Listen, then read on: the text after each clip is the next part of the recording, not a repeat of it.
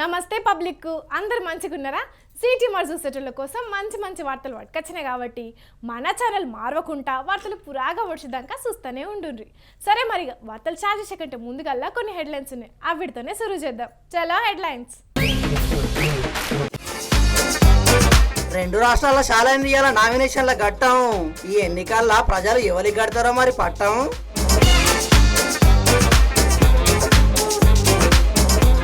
మంత్రి పదవి అదే వస్తుందన్నాడు రాజగోపాల్ రెడ్డి. ఇంత గట్టిగా అన్నాడంటే ఏం హామీ ఇచ్చిండో మరి సీఎం రేవంత్ రెడ్డి.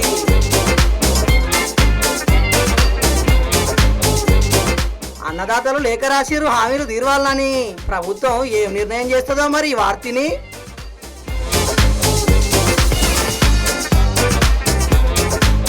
మాలేసుకున్న భక్తుల్ని వేసుకరమ్మంటే షూలు మస్తు గరానికి వచ్చిర్రు అంజన్న భక్తులు.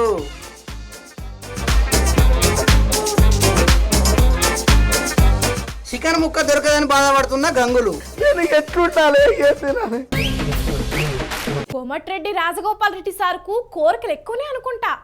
అప్పట్లా పీసీసీ పదవి కావాలని కోరుకున్నాడు, కానీ ఆయనకు రాలేదు, వాళ్ళ అన్నకు రాలేదు. ఆ తర్వాత బీజేపీలో చేరికై ఎమ్మెల్యే పదవి పోటీ చేసి ఆ పార్టీలో ఏదైనా పెద్ద పోస్టే కొడదాం అనుకున్నాడు, కానీ అక్కడ గెలవలేదు, పోస్టు రాలేదు. మళ్ళా కాంగ్రెస్లోకి వచ్చి ఇప్పుడు ఎమ్మెల్యేగా గెలిచిండు. అయితే మంత్రి పదవి వస్తుంది అనుకున్నా, అది రాలేదు. అయితే ఇంకా పూర్తి స్థాయి మంత్రివర్గ విస్తరణ జరగలేదు కాబట్టి ఇంకా ఆయనకు కోరిక బగ్గనే ఉన్నట్టున్నది. అందుకే నేను మంత్రిని అయితా అంటుండు. మా సోదరు చెప్తున్న శ్రీదేవి నేను మంత్రిని కావాలని చెప్పి. మరి సారు కోరికేనో లేకపోతే అభిమానుల కోరికేనో గాని మొత్తానికైతే నేను మంత్రిని అయితా అని కోమటిరెడ్డి రాజగోపాల్ రెడ్డి సారు ఇట్లా కడుపులేం దాసుకోకుండా కక్కిండు. అది కూడా ఆ మంత్రి ఈ మంత్రి కాదు, ఏకంగా హోం మంత్రే. నువ్వు హోంమంత్రి కావాలన్నాడు, నువ్వు హోంమంత్రి కావాలన్నాడు. మరి హోంమంత్రి అయితే ఫస్ట్ ఏం చేస్తారు సారు? కొంపదీసి హోంమంత్రి అయితే మాత్రం ఫస్ట్ జగదీశ్వర రెడ్డి లోపడేస్తారు. వామ్మో, అవినీతి చేసిన బీఆర్ఎస్ వాళ్ళను అండ్ల మళ్ళా జగదీశ్వర్ రెడ్డిని లోపలేపిస్తాడట. నాకేదైనా కావాలంటే లాక్కుంటా అడుగుతాను. ఇన్నరా, ఇది మ్యాటర్. మంత్రి పదవి కావాలని అడుగుతున్నట్టే అనిపిస్తున్నది గాని అడుగుతలేనని మాత్రం అంటుండు Rajanna sir. Bhuvanagiri MP seat గెలిపిస్తే అధిష్టానమే సారుకు మంత్రి పదవి ఇస్తదట. మరిట్లా ఎంపీ సీటు గెలిపియాలని మాట్లాడిండో నిజంగానే మంత్రి పదవి కావాలని అడుగుతుండో గాని మొత్తానికైతే కోమటిరెడ్డి రాజగోపాల్ సారు కన్ను హోంమంత్రి సీటు మీద ఉన్నట్టున్నది. అంత మంచిగానే ఉన్నది గాని బీఆర్ఎస్ అధికారంలో ఉన్నప్పుడు కేసీఆర్ ఇట్లనే 4 పదవులు అన్నారు. ఇప్పుడు మరి మీ ఇంట్లోకే 2 మంత్రి పదవులు వస్తే జనం ఏమనరా సారు? ఇప్పటికే గడ్డం వివేక్ ఓ టికెట్, వాళ్ళ సోదరుడు వినోద్కు ఓ టికెట్, ఇప్పుడు వివేక్ కొడుకుకు పెద్దపల్లి ఎంపీ సీటు ఇచ్చిండ్రు. ఇది కాదా కుటుంబ పాలన అని బయట అంటుండ్రు కొందరు జనాలు. మీకు మంత్రి పదవి ఇచ్చినా ఇట్లనే అంటారేమో. మరి అప్పుడేం చెప్పాలనో కూడా జర చూసుకోండి సారు, ఎందుకంటే రాజకీయాలల్లా ముందు దృష్టి చాలా అవసరం. అసెంబ్లీ ఎన్నికలకు ముందు అధికారంలోకి రాగానే రైతులకు రుణమాఫీ చేస్తాం, రైతులందరూ ఇప్పుడే 2 లక్షల దాకా లోన్లు తెచ్చుకోండి, మేము రాగానే మాఫీ చేస్తామని సీఎం రేవంత్ రెడ్డి హామీ ఇచ్చిండు. ఇక అట్లనే క్వింటల్ ధాన్యానికి 500 రూపాయలు బోనస్ ఇస్తాం, రైతు భరోసా పేరు మీద ఎకరానికి 15,000 రూపాయలు కూడా ఇస్తామని కాంగ్రెస్ పార్టీ బగ్గరే హామీలు ఇచ్చింది. కాకుంటే అధికారంలోకి వచ్చి 4 నెలలు అయినా రైతులకు ఏం చేస్తలేదని గిలేం చేసిర్రు చూడుర్రి. 500 రూపాయల బోనస్ వెంటనే, 500 బోనస్ వెంటనే, ఎన్నికల్లో ఇచ్చిన హామీలను వెంటనే, రైతుకు ఎన్నికల్లో ఇచ్చిన హామీలను వెంటనే, క్వింటాలకు 500 బోనస్ వెంటనే, రుణమాఫీని వెంటనే, 2 లక్షల రూపాయల రుణమాఫీని వెంటనే. రైతులు ఈ తీరుగా నిరసన ఎందుకు చేస్తున్నారు అనేది మీకు ఈ పాటికే అర్థమయ్యే ఉంటది. అసెంబ్లీ ఎన్నికలకు ముందుగా ఇచ్చిన హామీలన్నీ అమలు చేయాలని చెప్పి మంచిర్యాల జిల్లా రైతులు సీఎం ఉత్తరాలు రాసే కార్యం ముంగటేసుకున్నారు. మరి ఆ రైతుల డిమాండ్లు ఏంటియో వాళ్ళే చెప్తున్నారు. ఈనుండ్రి. రేవంత్ రెడ్డి, నువ్వు ఇస్తానన్న ఆజ్ఞ ఏమైంది? రైతుకు రుణమాఫీ 2 లక్షలు నేను ఎక్కిందంటే నువ్వు చేస్తానన్నావు. మరి ఇప్పుడు బోనస్ 500 చేస్తానన్నావు. మరి ఇప్పుడు ఇట్లా ఇస్తానని ఇట్లా మోసం చేసుడు ఎంతవరకు న్యాయము? అన్యాయం చేస్తావు నువ్వు. నీ న్యాయం ఎక్కడున్నది? నువ్వు ఎంతవరకు ఇట్లా రైతులని న్యాయం చేస్తావు? ఇప్పుడు ఒక్కడొక్కడు మా దగ్గరికి వచ్చి బ్యాంక్ వాళ్ళు వచ్చి మమ్మల్ని ఇబ్బంది పెడుతున్నారు. మా ఇల్లు దగ్గర చేస్తానంటారు. నువ్వు ఇస్తానన్న ఆజ్ఞ ఏదయ్యా నువ్వు చేస్తానన్న పని? ఇన్నరా అసెంబ్లీ ఎన్నికలకు ముందుగాల రేవంత్ రెడ్డి రైతులకు మస్తు హామీలు ఇచ్చిండు. ఇప్పుడు అధికారంలోకి వచ్చి 4 నెలలు గడిచినా అవిటిని పట్టించుకుంటలేడు. ముఖ్యమంత్రి కాగానే రైతు రుణమాఫీ చేస్తామని చెయ్యకపోవుట్లా ఇప్పుడు బ్యాంకోళ్ళు వచ్చి మమ్మల్ని అప్పు కట్టమని బెదిరిస్తున్నారు. అయినా ప్రభుత్వం పట్టించుకుంటలేదని గరానికచ్చిర్రు. వరికి క్వింటాల్కు 500 రూపాయల బోనస్ ఇస్తామని చెప్పిర్రు. ఇప్పుడేమో మళ్ళొచ్చే సీజన్కు ఇస్తామని అంటున్నారు. అంటే ఎంపీ ఓట్లు వేయించుకొని మళ్ళా రైతులను ముంచుతామని చూస్తున్నారా అని ఫైర్ అయ్యిర్రు. ఏది ఏమైనా రైతులకు ఇచ్చిన హామీలన్నింటినీ అమలు చేస్తేనే వచ్చే ఎంపీ ఎన్నికల్లో ఓట్లెత్తాం, లేకుంటే వెయ్యమని అంటున్నారు రైతులు. ఎవ్వరు ఎన్ని నిరసనలు చేసినా ఇప్పుడు సర్కార్ ఏం చేసే పరిస్థితుల్లో లేదు. అయినా మొన్నట్ల జరిగిన సభల సీఎం రేవంత్ రెడ్డి కూడా 15 ఆగస్టు నాటికి రైతు రుణమాఫీ చేస్తాం, అట్లనే వచ్చే సీజన్ కెంచి క్వింటాల్కు 500 రూపాయల బోనస్ కూడా ఇస్తామని అన్నాడు. కాకుంటే రైతులు మాత్రం ఎలక్షన్ కోడ్కు రైతులకు ఇచ్చే బోనస్ కు సంబంధం ఏమున్నది? ఒడ్డు దాటేదాకా ఓడమల్లప్ప, ఒడ్డు దాటినాక బోడమల్లప్ప అన్నట్టు ఇప్పుడు లోక్సభ ఎన్నికల్లో మళ్ళా ఏదో ఒకటి చెప్పి ఓట్లు వేయించుకుందామనే ఇసొంటి మాటలు చెప్తున్నాడని చాలా మంది రైతులు గరానికత్తున్నారు. చూడాలే మరి ఎన్నికల నాటికి కథ ఎట్లుంటదో.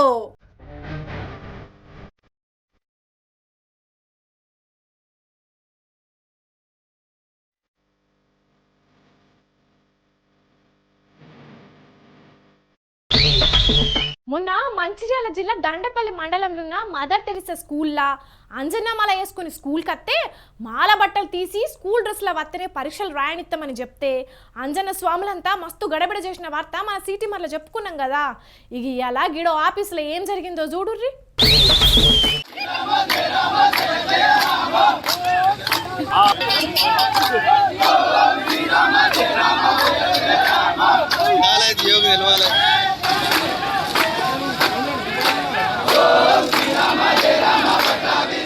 ఇదేంది గుళ్ళెనో లేకుంటే ఇంట్లోనో భజన చేయాల్సిన స్వాములు ఎర్రటి ఎండలా నడి రోడ్డు మీద భజన చేస్తున్నారని అనుకుంటున్నారా? ఇక్కడున్న స్వాములంతా ఒక స్వామికి జరిగిన అన్యాయానికి నిరసనగా ఇట్లా రోడ్డు మీదనే కూకుండి భజనలు చేసుకుంటా నిరసన చేసిర్రు. అది కూడా సాక్షాత్తు ఆంజనేయ స్వామి కొలువైన కొండగట్టు ఉన్న జిల్లా జగిత్యాలలా. మరెందుకు ఇట్లా చేస్తున్నారో ఆ స్వామి చెప్తున్నాడు ఈనుండ్రి. మా సురేష్ సార్ క్రిస్టియన్స్, మేము హిందువులం, మేము మాలేసుకోవడం జరిగింది. అయితే రూట్గా బిహేవ్ చేసుడు, అరైతురై కొట్టుడు, షూ లేకుంటే జాబుకు రాకు అని చెప్పుడు, ఇట్లా చాలా జరిగాయి. భిక్షకు పోతే అర్ధగంట టైం ఇచ్చుడు, ఇలాంటివి చాలా జరిగాయి. నా బండిని నన్ను గుంజుకున్నాడు, గుంజుకొని షూ వేసుకొని వస్తేనే బండిస్తానని చెప్పిండు. టర్మినేట్ చేసిండు నన్ను జాబ్లోకి వెళ్ళి. ఇన్నరా హనుమాన్ మాల వేసుకున్నాడనే గౌరవం కూడా లేకుండా ఇష్టం వచ్చినట్టు మాటలు అంటున్నాడట. మాల బట్టలు కాకుండా యూనిఫామ్ వేసుకొని రావాలని ఫోర్స్ చేస్తున్నాడట. ఇక మాల వేసుకున్నప్పటి సంధి అరేతూరే అన్నా కూడా ఇన్ని రోజులు ఏమనలేదట. ఇక ఇవాళ డ్యూటీకి షూలు వేసుకొని రాలేదని ఏకంగా నౌకరీలకెంచ తీసేసే వరకు అంజన్న స్వాములంతా ఇట్లా నిరసనకు దిగిర్రు. మేం హిందువులమ్మా, ఆచారాలంటే అంత చిన్న చూపా, హిందువుల మీద ఇట్లా వివక్ష చూపించుడేందని గరానికచ్చిర్రు. వేసుకున్నట్టు తప్పవుతున్నట్టుంది. ప్రతి కాడ ఇది మొన్న అట్లనే స్టూడెంట్ జరిగింది. ఇవాళనేమో ఇక్కడ జియో ఆఫీస్ లో ఈ స్వామి జాబ్ చేస్తున్నాడు. ఒక హిందూ అయి మాల వేసుకున్నందుకు ఇచ్చేసి అనే స్వామి ఇందులో మేనేజర్ అట. స్వామిని తిట్టుడు, ఇష్టం వచ్చినట్టు పిలుచుడు, ½ భిక్షకు టైం ఇచ్చుడు, ప్రతిసారి వేసుకున్న పంచి ప్రతి నిమిషానికి టార్చర్ చేస్తున్నాడు స్వామిని. ఇవాళ ఏం జరిగిందంటే స్వామి షూ చేసుకొని రావాలట కంపల్సరీ, లేకపోతే లేదని చెప్పి వాచ్మెన్ తోని బయటికి వెళ్ళగొట్టి బండి ఎక్కుకున్నాడు. జాబ్లోకి వెళ్ళి తీసేయడం కూడా జరిగింది.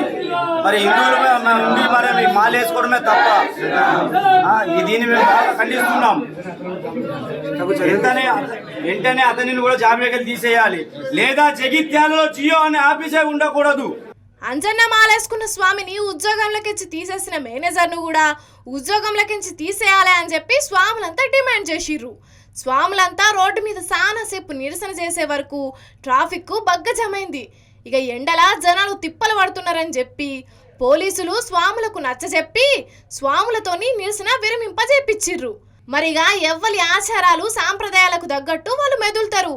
చేసే పనిలా ఏదైనా తప్పు చేస్తే పనులకించి తీసేయాలే గాని ఎదుటోళ్ళ సాంప్రదాయాలు ఆచారాలను దెబ్బతీసే విధంగా చేసుడు ఏ మతానికి చెందిన వ్యక్తులకైనా మంచిది కాదు.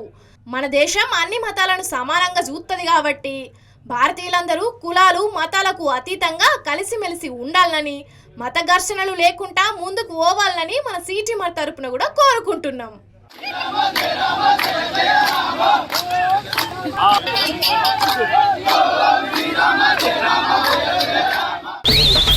బుడ్డ బుడ్డ రోడ్ల మీద పెద్ద పెద్ద వాహనాలు పోతే ఎట్లుండుడేంది మస్తు తక్లీఫ్ అవుతుంది. ఇక మీదికెంచి అదే తోవంటి పోయే వాహనాలు చక్కగా పోకుండా రోడ్డుకు అటు ఇటు ఉండేటోళ్ళ ఇండ్లకించి బయటికి రాకుండా దుమ్ము లేపుకుంటూ పోతే ఎట్లుండుడేంది దినం అదే దుమ్ములుంటే ఆ బాధ చెప్పవశం కాకుండా ఉంటుంది. గందుకే ఈ ఊరోళ్ళు ఏం చేసిర్రు చూడుర్రి.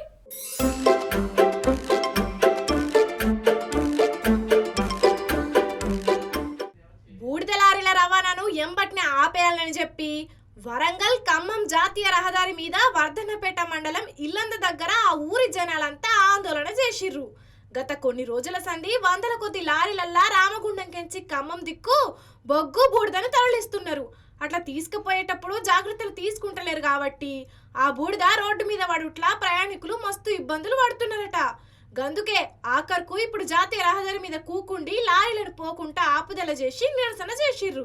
ఈ బొగ్గు బూడిద తీసుకుపోయే లారీలు జయంగా తొవ్వంట పోతున్న మామూలు బండ్లు నడిపేటోళ్లకు పర్షాన్ అవుతున్నది. కొన్నిసార్ల బండ్ల మీద పోయేటోళ్ళు కింద పడుతున్నారు. ఆ బూడిద బండ్లు నడిపేటోళ్ళ కళ్ళల్లో పడుతున్నది.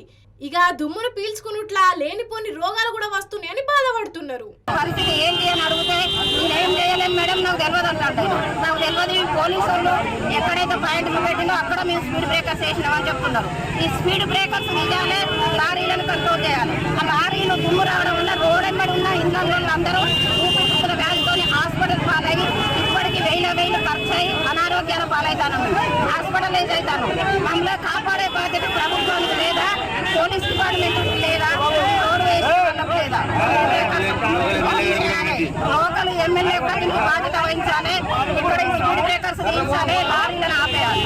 లారీలను ఆపకపోతే మేము రోడ్ మీదనే ఉంటాం, ఇళ్లలో పోము, వంట చేసుకొని తిన్నాము, అందరికందరం రోడ్ మీదనే కూర్చుంటాం. రోజుగా తెల్లందకపోతాక ఇక్కడనే ఉంటాం.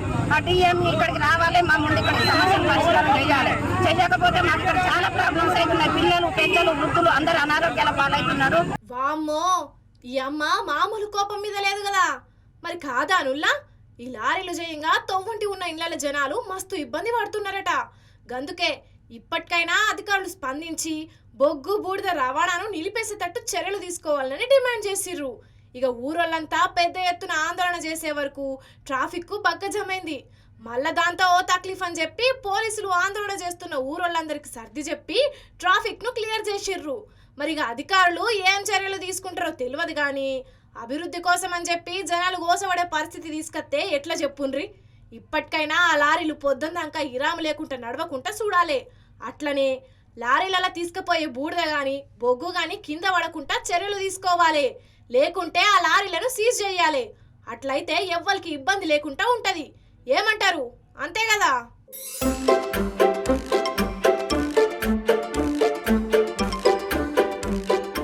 రెండు తెలుగు రాష్ట్రాల్లో ఇయాల్టి సంధి ఎలక్షన్ల నామినేషన్ల ఘట్టం సాలైంది కదా. ఇక మొదటి రోజే భారీ ఎత్తున నామినేషన్లు కూడా దాఖలైనాయి. ఇక నామినేషన్ అంటే పోటీ చేసేటోళ్ళు వాళ్ళ బలం చూయించాలి కాబట్టి చాలా మంది అభ్యర్థులు కార్యకర్తలతోని భారీగా ర్యాలీలు కూడా తీసిర్రు. మరి ఆ ముచ్చట్ల మీద కూడా ఓ నజరేద్దాం పాండ్రి.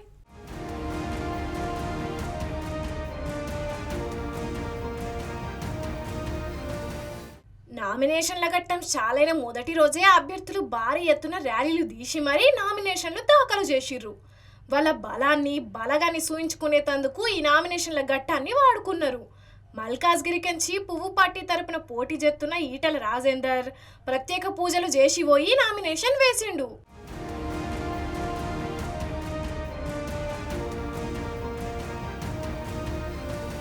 మహబూబ్ నగర్ నుంచి పోటీ చేస్తున్న డీకే అరుణ కూడా గుడికి పోయి నామినేషన్ పత్రాలతోని పూజలు చేసినాకనే నామినేషన్ దాఖలు చేసింది. ఇయాల్టి సంధి నామినేషన్ల ఘట్టం చాలైంది కాబట్టి కారు పార్టీ తరపున లోక్సభకు పోటీ చేయబోయే అభ్యర్థులందరికీ ఇవాళ మాజీ సీఎం కేసీఆర్ బీఫారాలు అందించిండు. అట్లనే అభ్యర్థులందరికీ ఎన్నికల కమిషన్ నిబంధనల మేరకు ఒక్కొక్కరికి 95 లక్షల రూపాయల చెక్కులు కూడా ఇచ్చిండు. అట్లనే అభ్యర్థులను గెలిపించుకోనికి ఏం చేయబోతున్నాం అనేది కూడా పార్టీ లీడర్లతోని చర్చించిండు. ఇగటి ఏపీలా 175 అసెంబ్లీ 25 పార్లమెంటు స్థానాలకు ఎన్నికలు జరగనున్నాయి కాబట్టి ఎన్నికల షెడ్యూల్ ప్రకారం నామినేషన్ల ప్రక్రియ పూర్తయ్యేందుకు అధికారులు అన్ని ఏర్పాట్లు పూర్తి చేసిర్రు. జిల్లా కేంద్రాలతోనట్టుగా రెవెన్యూ డివిజన్లలో నామినేషన్లు తీసుకునే కేంద్రాలను ఏర్పాటు, బారు బందోబస్తును కూడా ఏర్పాటు చేసిర్రు.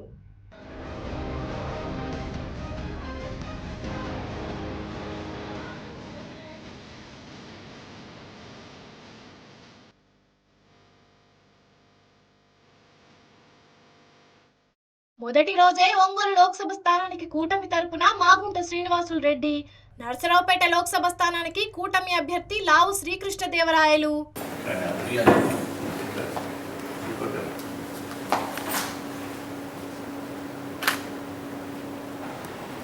విజయవాడ వెస్ట్ అసెంబ్లీ స్థానానికి బీజేపీ తరపున సుజనా చౌదరి నామినేషన్ వేసిండు.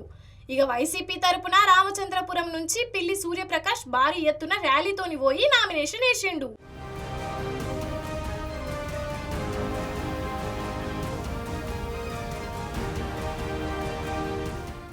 ఇక మచిలీపట్నం నుంచి ఈ అక్క పిరమిడ్ పార్టీ తరపున నామినేషన్ దాఖలు చేసింది. మొత్తానికైతే ఇవాళ సాలైన నామినేషన్ల పర్వం ఈ నెల 25 తారీఖు దాకానే నడుస్తుంది. ఈ నామినేషన్ల ప్రక్రియ ప్రతిరోజు పొద్దుటిలి 11 గంటల నుంచి మధ్యాహ్నం 3 గంటల దాకానే ఉంటుంది. కాబట్టి అభ్యర్థులు ఎవ్వరైనా ర్యాలీలు తీసుకుంటా ఆలస్యం చేస్తే తీరా రిటర్నింగ్ ఆఫీసర్లు యాళ్ళ అయిపోయిందని అంటారు. కాబట్టి అభ్యర్థులు ర్యాలీలు ఏమున్నా పొద్దుటిలే పూర్తి చేసుకొని నామినేషన్కు సరిపోయే అన్ని తీర్ల పత్రాలను పట్టుకొని పోండ్రి, సరేనా?